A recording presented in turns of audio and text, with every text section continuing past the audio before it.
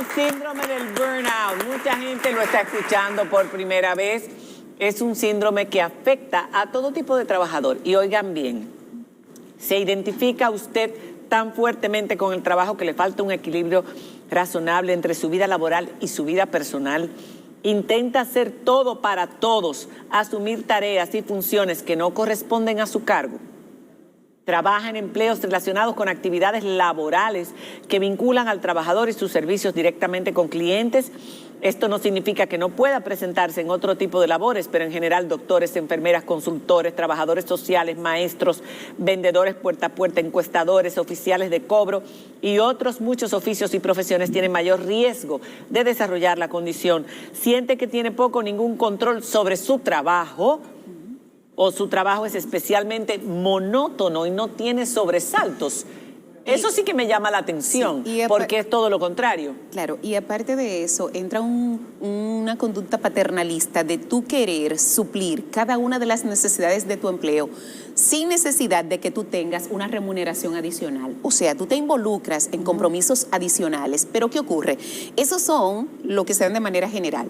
Dentro de los síntomas físicos, señores, la falta de sueño adecuado, un sueño reparador, lo que es un agotamiento. Lo que pregunta Diana física, con las enfermeras, por exacto, ejemplo, un agotamiento físico y muy alto, pero no solamente con las enfermeras, porque en pandemia nos pudimos dar cuenta, como trabajábamos en casa, la mayoría de otros profesionales se dieron cuenta que no había una desconexión, y ahora podemos ver que los que trabajaban en sistemas, los abogados, en este caso, los contables, los administradores, los dueños de empresa, no tenían una separación de lo que era mi horario laboral, mi entorno laboral, a mi vida personal. Bueno, y todavía hay mucha gente que no la tiene.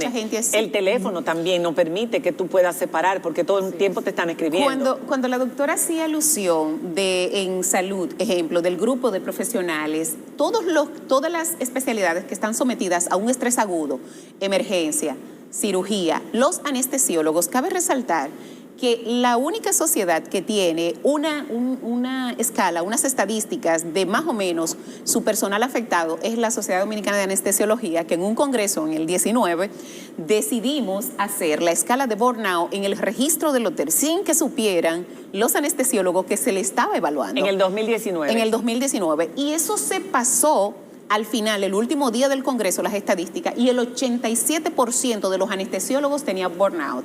Cabe resaltar que a partir de ahí, la sociedad empezó a desarrollar actividades sociales y recreativas y de ocio para el personal y tomar un poco más en cuenta lo que era la salud, y la salud física y la salud mental.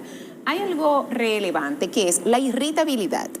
Cuando a ti te dicen en tu empleo, en cualquiera, pero ella no era así, ella ha ido cambiando con el tiempo, ella era antes tan cariñosa y ahora uno no le puede decir nada, se niega a todo, tiene una expresión... Estás harta. Exacto, fatal, muy fatal. Dominicano. Tenemos que, como dice la licenciada, tenemos que tomar en cuenta qué está pasando y sobre todo la sobreexigencia social que existe, porque ¿qué nos obliga a nosotros, a todos los profesionales, a tener más de un empleo? Fuera de que estamos envueltos en una demanda social, es que la sociedad tiene una expectativa errada de lo que para nosotros significa el éxito. O sea, mientras más poder adquisitivo o más bonanza económica yo puedo presentar, mejor profesional soy. Y eso tenemos que desmontarlo. ¿Por qué? Porque la mayoría de nosotros, si nos sustentáramos en salario, señores, el salario mínimo de este país son $239. Bueno, no, hay una generación, hay un movimiento ahora para, al contrario, coger la vida más suave. Yo no sé si ustedes lo han estado siguiendo. Hay otro punto que eso lleva a otras cosas antes de la intervención de Diana, y es que muchos de los pacientes o que se convierten en pacientes tan pronto tienen burnout, es que muchos terminan en depresión también. Y la eso mayoría, se lleva a depresión. Claro. Entonces, el año pasado, el Informe Nacional Americano sobre Burnout y sobre depresión reflejó que, por ejemplo, en el personal de salud, 13% tenía datos o pensamientos suicidas incluso. Wow. Entonces, eso es interesante porque si tú tienes un personal tan sometido a tanto estrés y a tantos cambios y cosas que le pueden reflejar en la vida personal, debería de analizarse, como dice la doctora. Y en otro ámbito también termina reflejándose sobre la empatía con los pacientes, que es lo más peligroso también. Pero mira, sobre eso mismo que tú estás diciendo, En países desarrollados, las grandes empresas e instituciones de salud o centros de salud, como por ejemplo en los que trabajan ustedes, tienen personal capacitado en recursos humanos para identificar cuando alguien de su personal está ya caído en ese síndrome y decirle te vas para tu casa, quieras o no, te vas. Sí, pero esa porque no es en una esas generalidad. Condiciones no puedes, porque en esas condiciones no puedes trabajar. Hay algo importante. Entonces, la pregunta es, en los hospitales de nuestro país, en los centros médicos, bueno, tú, Francisco, que estabas hablando ahora mismo y que coordinas emergencia, ¿se manda al personal a su casa cuando se dan cuenta que no pueden seguir, que es que físicamente no pueden ¿Y tú, continuar? Francisco, que sufriste de burnout? Sí, en algún punto lo que sucede mucho es, por ejemplo, yo trabajo en el centro de yo trabajo en particular, en CEDIMAT, lo último que nosotros estamos haciendo es haciendo incluso meditación cada 15 días. Miren, llevando a la gente a que vaya a meditar, a que hable, llevamos si es necesario el aporte de todo el equipo de Pero gestión eso es humana. suficiente. Pero eso debería de reflejarse en toda la sociedad también, y en instituciones públicas de otra índole, o sea, claro. no solo en una institución, porque nosotros hemos tenido incluso que variar, por ejemplo, el horario laboral. Después de la pandemia, señores, esto ha reflejado la necesidad de tener horarios flexibles. Por ejemplo, ahorita hablábamos de las residencias. Las residencias que nosotros tenemos dentro de la institución, a ninguna se permite que tú le pongas horas extras. Incluso los americanos tienen un % de horas que no es más de 80 horas laborables a la semana. Tú escuchas 80 horas y es mucho ya de por sí 80 horas. Eso es demasiado, pero aquí, eso es muchísimo. señores, aquí se llegó a ver casos en que las residencias había gente que duraba 48, 72 horas en un hospital, lo cual no debe ser adecuado. Porque después de las 24 horas, yo siempre he dicho que después que tú pases 12 horas de trabajo, tú no estás pensando. No. Doctor, no solamente 48, 72. Hay residentes que viven en el hospital porque no salen de una sanción o no salen de una puesta de tarea. Pero cuando usted habla de que allá en su centro tienen algunas alternativas para ir desinflando un poco este mal, cabe resaltar que nuestras instituciones, de manera general, ninguna tienen un programa establecido para socorrer a sus empleados que tengan alguna condición, ni siquiera de salud mental. Imagínate, para la identificación propia del burnout. En una oportunidad... No, aquí mucha gente no sabe lo que es eso. En una oportunidad, María Síndrome Cela, del quemado, del yo fundido o burnout. planteé como especialista en salud y trabajar tanto en instituciones públicas como privadas que debíamos de abogar por fomentar lo que eran las vacaciones profilácticas. A todo el personal que está en un nivel de estrés alto, cada 3 meses se le debe de dar una pausa para que se desconecte. Y eso no estoy hablando de tiempo prolongado, sino 3, 4 días, que es el tiempo que tú necesitas para terminar de hacer algunas gestiones.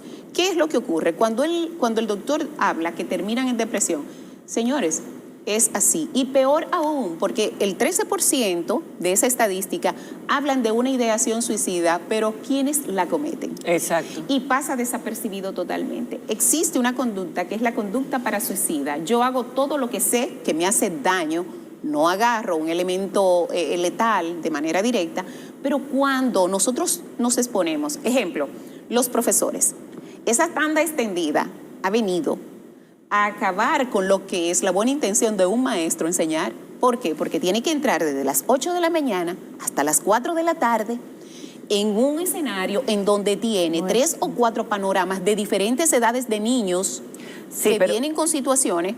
Y al final... Pero eso está mal planteado, porque la tanda extendida no se supone que sea para que el maestro de por la mañana siga trabajando en la tarde, sino que haya actividades extracurriculares y que además haya tutorías para que los chicos hagan sus clases en las escuelas. Pero continúen en el mismo plan. Es porque no se han desarrollado esas otras. Ahora, yo quería con la doctora que la escuché decir ese término de la despersonalización, que me parece muy interesante, es cuando ya tú llegas, el doctor hablaba de depresión, también ansiedad, son dos de las características, ¿no?, de la persona que tiene un burnout, pero la despersonalización es ya que no te importa ni siquiera perder tu trabajo. O sea, ¿hasta qué punto se puede llegar en cuanto al abuso con los profesionales, en este caso de la medicina, las enfermeras, los residentes, los médicos, en el sistema sanitario dominicano, que sabemos que carece de muchísimas cosas, que adolece de muchos problemas?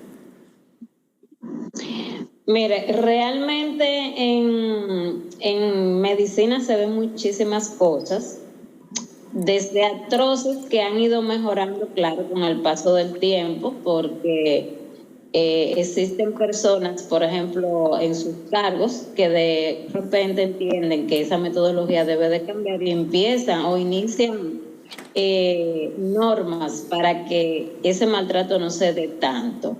Pero es una cultura muy vieja de nosotros. Bueno. O sea, es algo que si tú hablas con un médico de 70 años te va a decir que así mismo fue con él.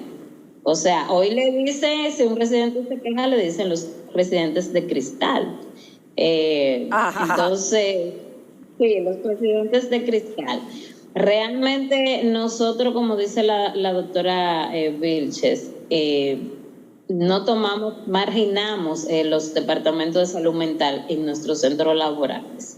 Y ellos, principalmente con las especialidades como emergenciología, cuidado crítico, anestesiología, cirugía, deben de ir de la mano. Y ojalá y tuviéramos la iniciativa de que se hiciera a nivel de salud una estadística global por especialidad. Eso que ella comentó que hizo la Sociedad Dominicana de Anestesio es lo que todos nosotros como sociedad deberíamos de hacer y tener una estadística real. Si yo conozco de estudios internos, tipo tesis, para posgrado ya en un centro hospitalario X, donde todo el personal residente, de ahí habían residentes de cirugía, emergenciología, anestesio, y todos estaban con síndrome de burnout. Sí. Wow. En un más de un 80%. Y le estoy hablando de un hospital que no ve la misma cantidad de pacientes que ve, por ejemplo, el Darío Contreras. Bueno, entonces, es importante el tema del burnout, como estamos viendo, porque afecta también la vida personal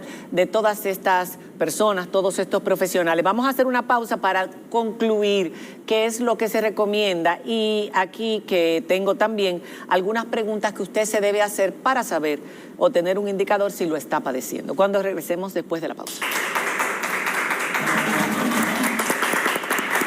Bueno, yo quería agarrar el hilo de lo que dijo la doctora, y es que antes tal vez el sistema haya sido el mismo, pero este aparatico creo que ha incidido mucho en lo del burnout, porque supuesto. Antes lo que había era Viper para los doctores que tenían que estar 24/7 pegados de ahí. Ahora eso ha influido, me imagino yo. Claro que sí. Sí, eso uno mantiene el contacto todo el tiempo, entonces hay respuestas y cabe destacar, es bueno decirle a los pacientes, a veces no es que el médico no quiera responder.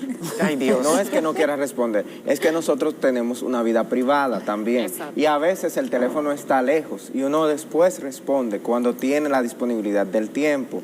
Nuestro interés de todos los médicos, señores, hacer una especialidad, 6 años de medicina o 5 años, un tiempo de 4 años de especialidad, 3 de su especialidad, son aproximadamente 14 años de estudio. Nadie toma tanto tiempo para no tratar de hacer el bien a los demás. Exactamente. Y en la actualidad, las personas, los profesionales, los que tenemos algo a cargo, tenemos que tener 2 números. Uno para la vida privada y uno para lo profesional, porque como dicen ustedes, no paran de llamar. Entonces, a veces hay una persona a la que uno deja que resuelva, pero si esa persona no está, la cabeza es la que tiene que responder. Sí. Pero al final nunca se pueden desconectar porque Totalmente una vida no. depende de ustedes. Exactamente. Exactamente. Lo que sí vamos a llamar a la población a que no minimice ningún síntoma, Ajá.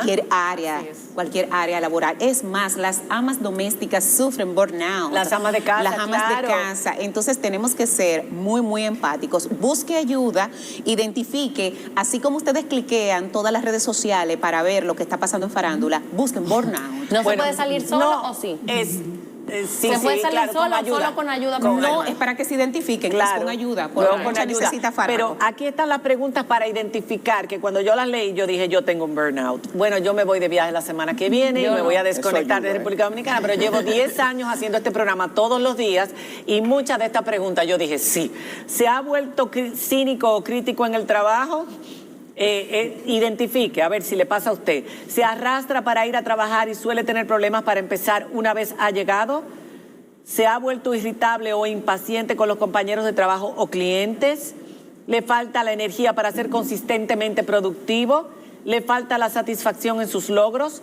¿Se siente desilusionado con su trabajo? ¿Está consumiendo excesiva comida, drogas o el alcohol para sentirse mejor? ¿Sus hábitos de sueño o apetito han cambiado por culpa de su empleo? ¿O está preocupado por los dolores de cabeza inexplicables, dolores de espalda u otros problemas físicos? Puede ser que usted esté padeciendo de burnout. Gracias por habernos escuchado. Diana, un beso grande allá en Canadá. Y a todos ustedes, gracias por su participación. Doctora, que se mejore, que ya gracias a Dios esto ya no es el fin del mundo. De esto salimos bien. Un beso grande a todos. Hasta mañana, señores. Gracias.